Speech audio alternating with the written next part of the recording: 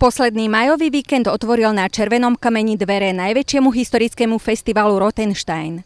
V tomto roku zažili návštevníci 3 pódia naplnené non-stop programom.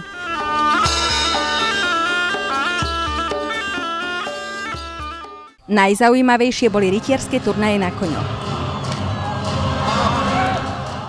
Mali sme rytierov navyše, mali sme novú konskú show z Rakúska, mali sme artistov z Českej republiky, plus bolo oveľa viacej šermiarskeho a taktiež i hudobného programu.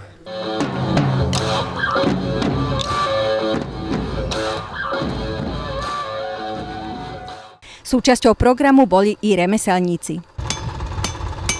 Vlastne kované výrobky, ručne robené výrobky a sú to vlastne originály. No. Treba aj zvončeky, oni každý majú iný zvuk, pretože každý je inak hrúbkovo vykovaný, iné srdiečko má inú veľkosť, takže každý je originál. Ste videli vymiesiť hlinu a potom takto točiť. Postup zachovať, to uvidíte. Dá sa to nacvičiť nejakým spôsobom? Udržať pevne ruku? Ja áno, však to len cvikom sa dá spraviť. Sokoliarsky dvor Astúr vítal návštevníkov vírom skalným či sovou bielou. Dravcom sa tešili hlavne detskí návštevníci. Toto je vír africký, po latinsky Bubo africanus a myslím, že v tejto dobe sú len 2 na Slovensku a jedného máme my, pretože je to nesmierne vzácne. Čo dokáže tento dravec?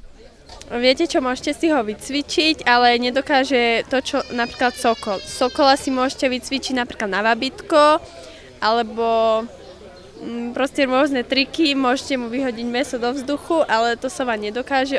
Ju môžete vycvičiť, keď vám uletí, tak sa k vám vráti ako priletí na ruku.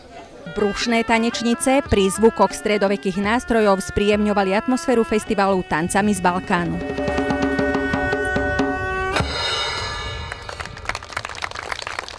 Že my vlastně máme jisté variace, jakoby modernější, řekněme přístupnější širší veřejnosti s rockovými prvky místy.